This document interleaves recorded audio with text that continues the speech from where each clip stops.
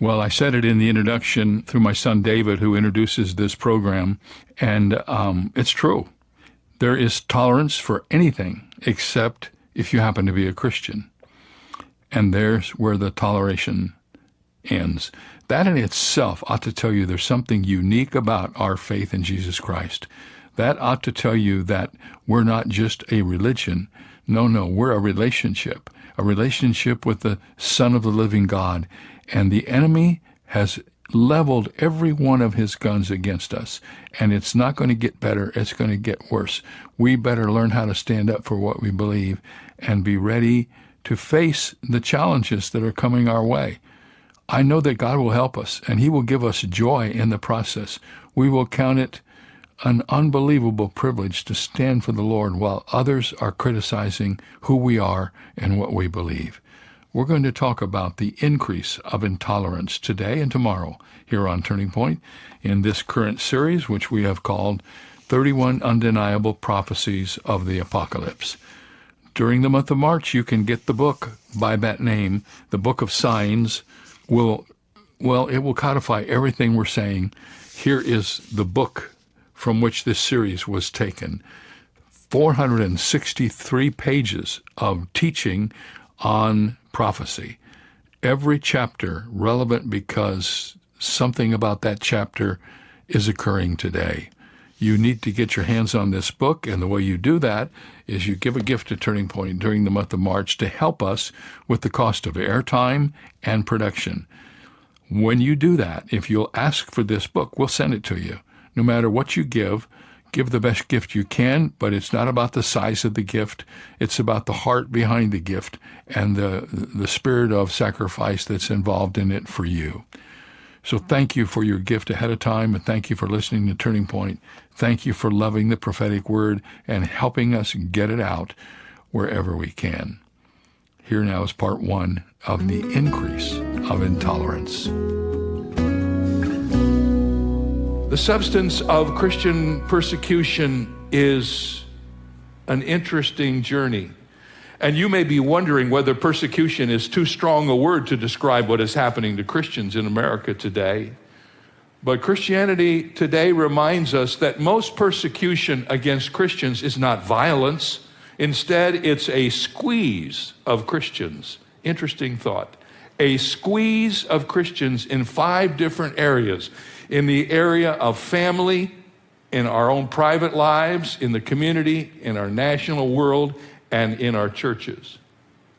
And we should not assume, before we go any further, we should not assume that any trouble that we have is persecution.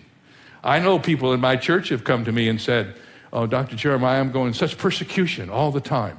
Then I talk to them and I find they did some stupid thing that got them in trouble, And that's not being persecuted. Persecution is not what happens to you when you do something wrong.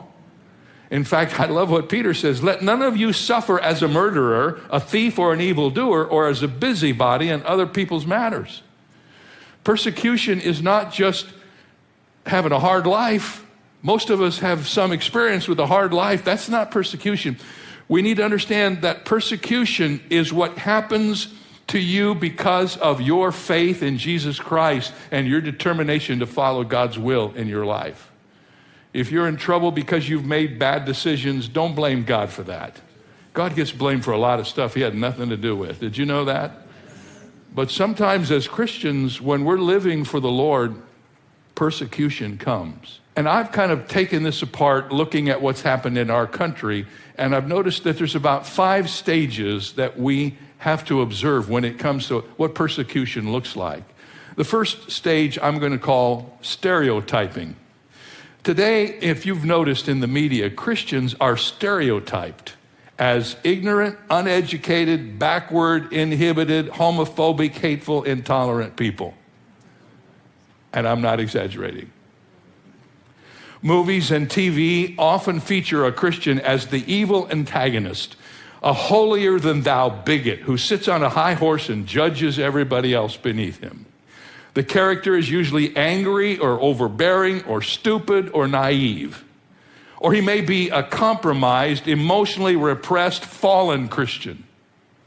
Usually he's portrayed as a hypocrite, and he doesn't live what he professes to believe. Like the warden in the movie The Shawshank Redemption, who recites the Bible while he's abusing the inmates. While it's true that there are some professed Christians who represent our faith poorly, those stereotypes do not reflect the reality of authentic Christianity. They grow out of a rising cultural prejudice against the Christian faith.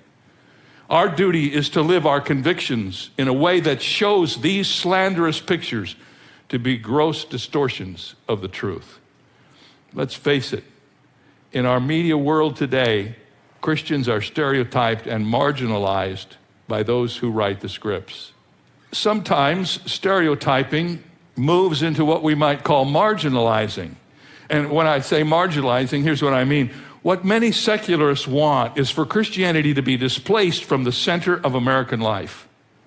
If the church must be allowed to exist, they reason, they want it to be confined to the realm of personal privacy and denied any effect on public life whatsoever. So that's the reason why public prayer is forbidden. That's the reason why Christian influence in public policy is eliminated and Christian holidays are secularized. Christians have to be excluded from positions of power and influence, which includes politics, academia, entertainment, and the media. As MSNBC personality Chris Matthews tweeted, "If you're a politician and believe in God first, that's all good, but don't run for government office, run for church office." That's how they marginalize people in our culture today. In other words, they say it's all right to be a Christian, just don't get in our way. It's all right to be a Christian, just keep your mouth shut.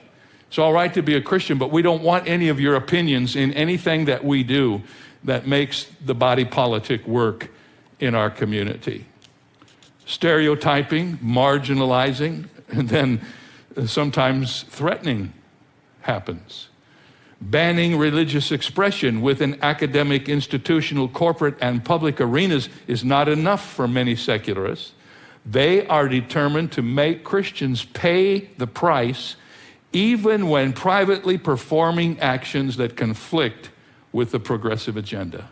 For instance, an intern at Cal State was terminated and threatened with expulsion from the graduate program unless she stopped discussing her faith, even though the university admitted she only did it in her off hours.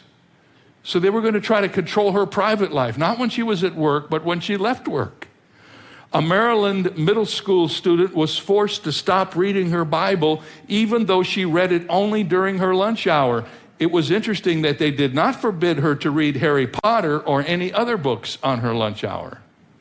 In 2014, Brendan Eich, chairman of Mozilla, was forced to resign when it was discovered he had contributed $1,000 to support California's Proposition 8, which defined marriage as the union of a man and a woman. And this was several years after the contribution had been made. They found it in his file, and he ended up losing his job. Threatening, marginalizing, stereotyping. Some of you have felt some of this. You know what I'm talking about. You see it going on in your world, and you wonder, am I seeing this correctly? Is this really happening? And then, of course, there's intimidating. I never will forget this story because it affects people who do what I do. Do you remember this one? In October of 2014, several Houston pastors encouraged Christians to sign a petition calling for a referendum on a newly passed non-discrimination ordinance which allowed men and women to use each other's bathrooms.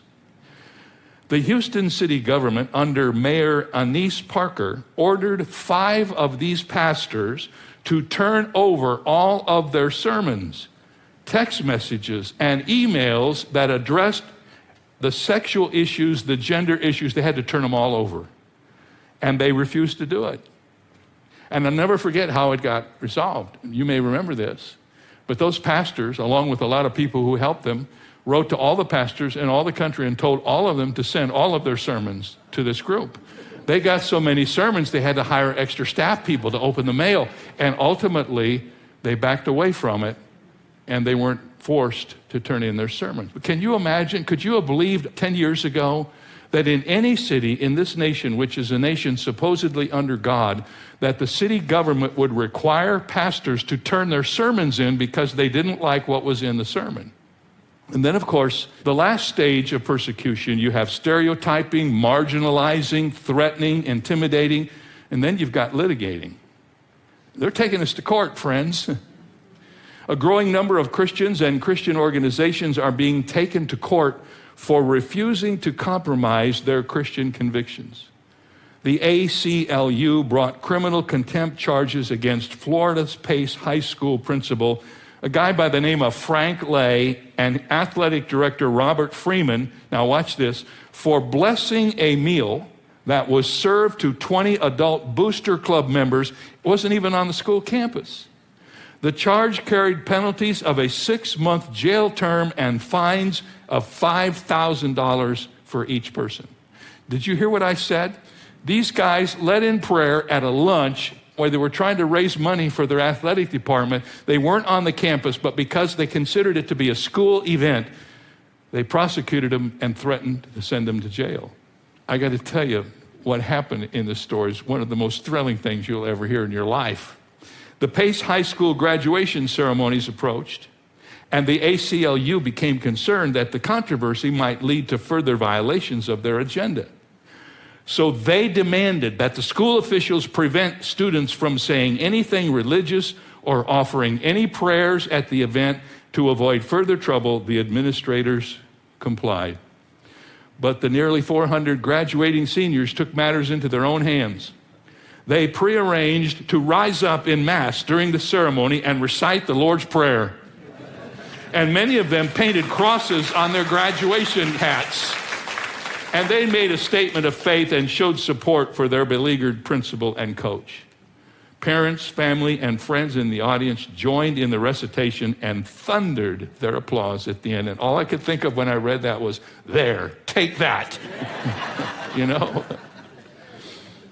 Now, I have to tell you, friends, unless there's a major turnaround in our country, we can expect an awful lot more of this.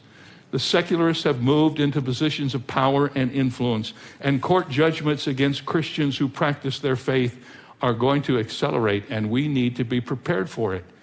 We may not like it, we may not think it's right, we may think it's totally ungodly, which it is, but it's going to happen, so what do we do about it? That's what this is all about. Let me remind you that what's going on in our world today is not something that's new. If you open the Bible from the beginning of the Bible, you'll discover that Christians have been persecuted throughout all of the history of Christianity. Christian behavior angers non-Christians because it makes them feel judged. It resurrects in them the embedded truth of moral accountability that God planted in each one of us from the very beginning, that we are ultimately accountable to God.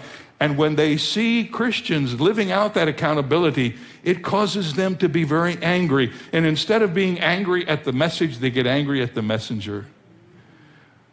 If you are good and you try to live your life godly and righteously in the name of Christ, you will get attention, and it won't always be encouraging. They will come after you. They want you to live life at their level so they don't have to feel guilty about what they're doing. When Christianity in practice arouses the dormant conscience of a non-Christian, their response is seldom to accept the message, it's to kill the messenger. And that's why persecution's been a persistent counterpoint to being a Christian throughout its entire history. Persecution in the New Testament begins shortly after Christ's birth in Bethlehem, and it does not end until the last chapter of the book of Revelation. Here are a few of the most notable examples. The Judean king Herod, fearful of reports that a prophesied king had been born in Bethlehem, tried to protect his dynasty by killing all the male babies born within the prophetic time frame. John the Baptist, the first public proclaimer of Christ, was beheaded by Herod's son, Herod Antipas. Several times the Jewish people and their leaders, angered over Jesus' message and his rebukes, tried to seize and kill him even before their successful crucifixion plot. Peter and other apostles were arrested and beaten and imprisoned several times for preaching Jesus Christ. Stephen was stoned to death by angry Jews for preaching Christ. All 12 of the apostles, all of them died violent deaths at the hands of their persecutors, with the exception of John, who was simply exiled on the Isle of Patmos until his death. The apostle Paul suffered every kind of persecution that could be inflicted. He was often imprisoned, stoned almost to death, 5 times beaten, 39 stripes, 3 times beaten with rods, run out of town, often arrested, often hungry, cold, and without adequate clothing. I'm reminded of something that happened to me when I was in the hospital recovering from cancer. I got some of the most amazing cards from people around the world.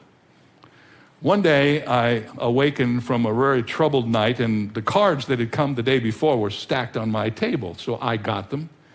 And the first card was opened, and I looked at it, and on that card, on the face of the card, were the words that I had just read to you.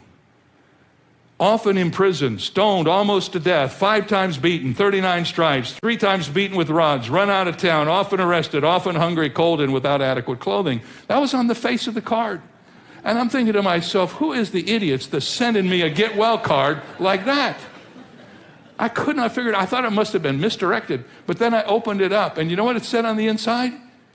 How you been? Well, next to Paul, I'm doing great, amen? After what he went through, I had no worries about cancer. Persecution's always been with us, men and women, since the birth of Christ. And if you study the history after the Bible, the empire best known for persecuting Christians is ancient Rome. In the 1st century, Romans under Nero burned Christians on stakes and fed them live to lions for arena entertainment. The apostles Peter and Paul were executed under Nero, and later in the century, the Roman Emperor Domitian declared himself to be Lord and God and executed Christians who refused to worship him. The apostle John was exiled under the reign of Domitian, and Romans continued to persecute Christians with varying degrees of intensity until the Emperor Constantine declared Christianity legal in AD 313. Other empires and nations and religions also took the sword against Christians. And I need to report to you that persecution is alive and well in our world. Many believe that worldwide persecution of Christians today is worse than at any time in history. Here are some facts that I discovered. Every single month, there are 322 Christians who are killed for their faith. 214 church buildings and Christian properties are destroyed every month. And 772 forms of violence are committed against individual Christians or Christian groups. Those figures add up to over 15,000 incidents of serious persecution against Christians every year. Given the history and the present state of Christian persecution worldwide, we should not be surprised that we are beginning to feel the sting of it in the United States. Now, I can say honestly, I don't feel like I've ever been truly persecuted. I've been harassed, and I do get a lot of emails and some letters, and once in a while a phone call.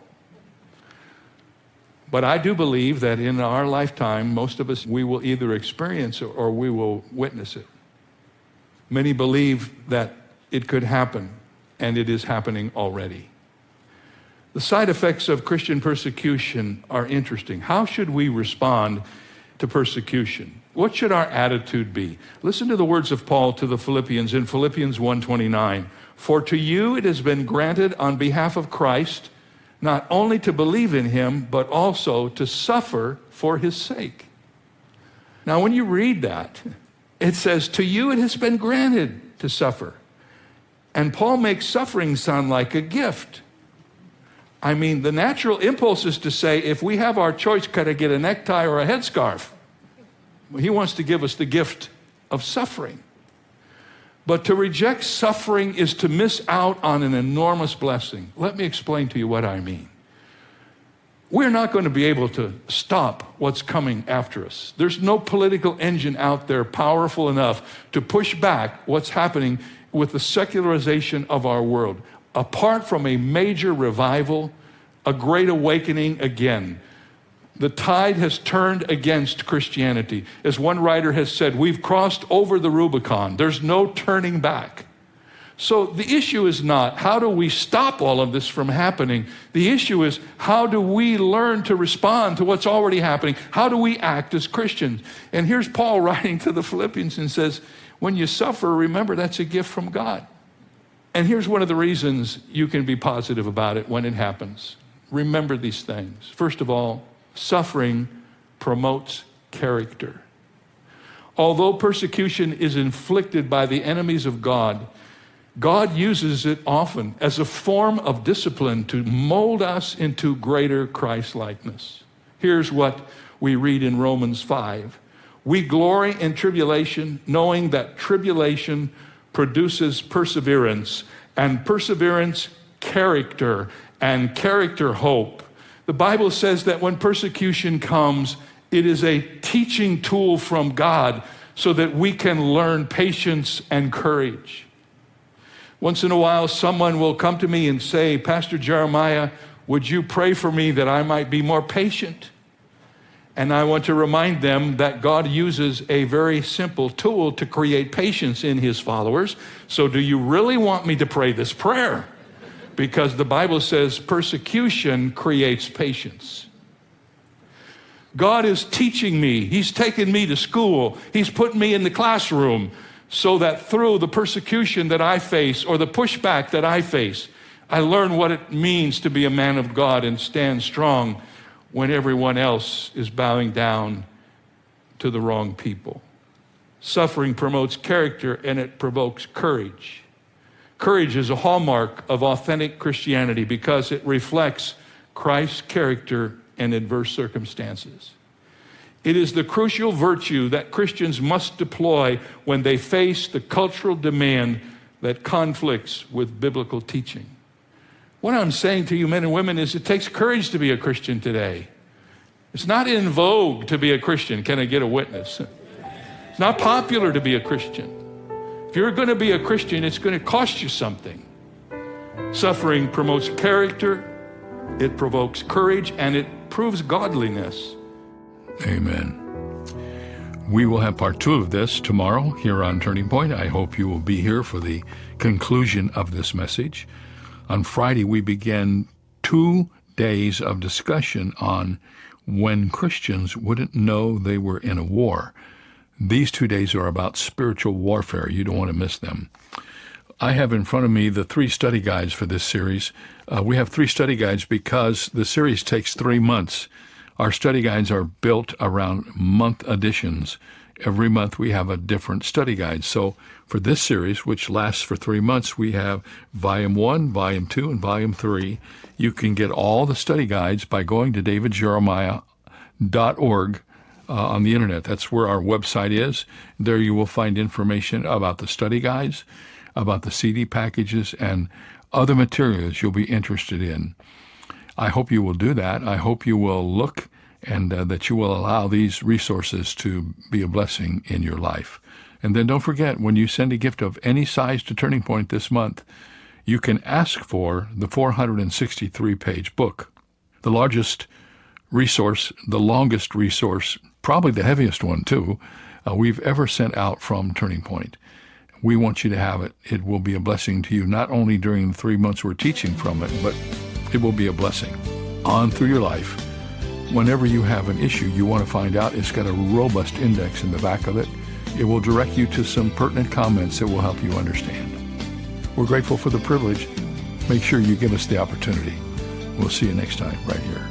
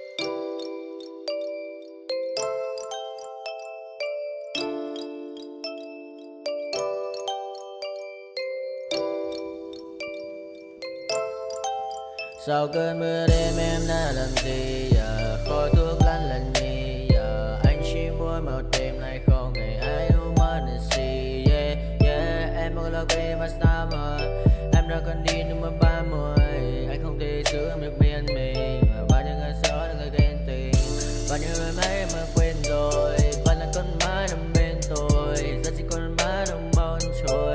Yeah, anh chẳng thể giữ được cho em nhiều điều, có mấy con mất điều em mới không muốn. Yeah, em mới không muốn. Yeah, em không muốn để anh như khi em muốn mãi bên anh, em nói muốn say nhà để mơ mà em cần anh. Yeah, mà em mơ chỉ cần nói sai đến anh em không muốn mãi chỉ cần ai mà em mà sao và em muốn đêm nay em đã trôi đã bên qua cảm xúc như cơn mưa kia đang nhìn tôi. Đã mệt mà đi mà đôi mắt em thật u sầu, mà đi mà đôi mắt em thật màu nâu, và anh muốn ôm em thật chặt vào trong khu phố. Anh ôm lấy một tay em không thể thấm dài như cơn mưa anh không ngần lại. Em đã đi xa đi mất, chỉ còn này anh qua đêm cất. Nỗi buồn như anh không ngờ như em, ta không bên nhau xa rồi, chỉ còn cơn mưa kia đang nhạt trôi và em xa rồi, chỉ còn anh đêm nơi cái mây mờ phôi. Mắt anh đã mở đi mascara, môi hồng như Evergrande Sada. Bạn em như có AK, pháo hoa là ta ta ta ta. Anh bay lên trên trời cao, tôi ngăn đao trên mình vì sao mọi thứ của anh. Chỉ cần như anh mà bao nhớ xoay men mà xuống anh em hai ta cùng chơi nhưng mà cuốn nghe mong anh như là chia mà vuông. Yeah, anh mà sao em này mà lên được ai. Chẳng thể được quên được mai phải bị sớm mà cay. Baby show me the fight, show me cà phê, em mới mình ai.